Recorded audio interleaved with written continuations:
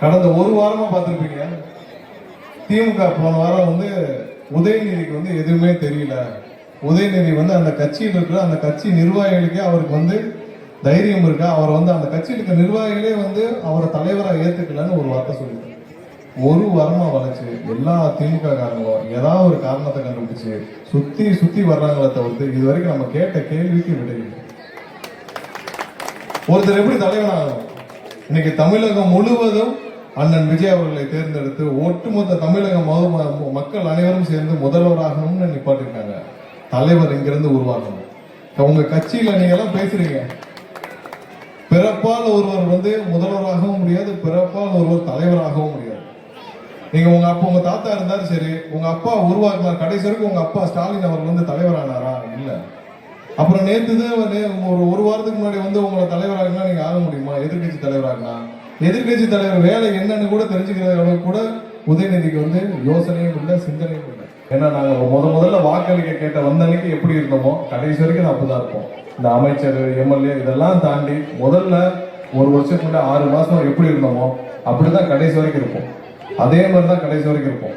அதுல எந்த மாற்று கருத்தும் கிடையாது. நான் உங்களுக்கு வாக்களிக்க வந்தப்போ கேட்டேன்ல, ஓட்டு கேட்க வந்தப்போ கேட்டேன், அது மாதிரி சொல்றப்ப சொன்னேன், நீங்க கடைசி வரைக்கும் நாங்க இங்கதான் இருப்போம், உங்க கூட தான் இருப்போம். அதுல எந்த மாற்று கருத்தும் கிடையாது.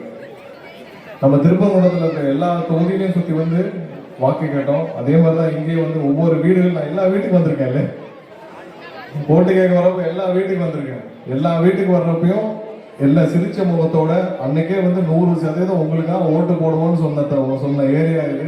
உங்க அனைவருக்கும் மீண்டும் என்னுடைய நன்றியை தெரிவிச்சுக்கேன்.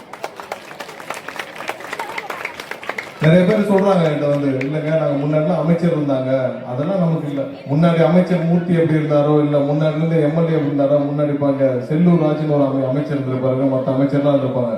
அதுக்கும் எங்களுக்கும் நிறைய வித்தியாசம். நாங்க உங்க கூட தான் இருக்கோம்.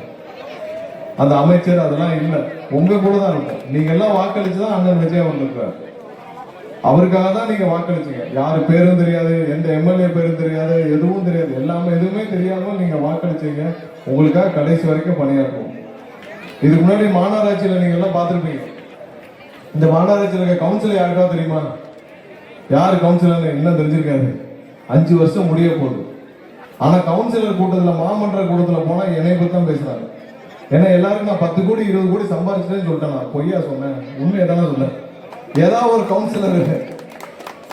கவுன்சிலர் வந்து, ஆமாங்க நீங்க என்ன சொல்றதுங்க தப்பு, நான் சொத்து பட்டியலிடம் வெளியிடுறேன் அப்படின்னு சொல்லி ஒரு கவுன்சிலர், ஒரு ரோசமுள்ள ஒரு கவுன்சிலர், திமுக இருக்க கவுன்சிலர் ஒருத்தர் வந்து வெளியிட சொல்லுங்க.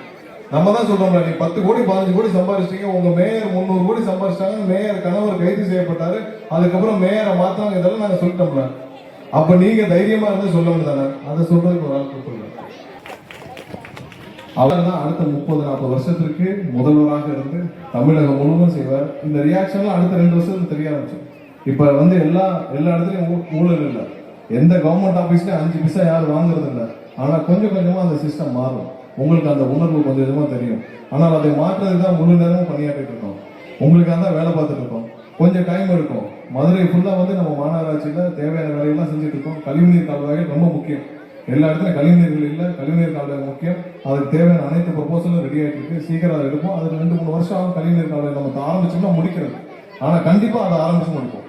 மதுரை முழுவதும் ப்ராப்பரான கழிவுநீர் கால்வாய் சிஸ்டம் கொண்டு வந்து முடிப்போம். அது இல்லாமல் குடிநீர்கள் எல்லாத்தையும் சரி பண்ணுவோம்.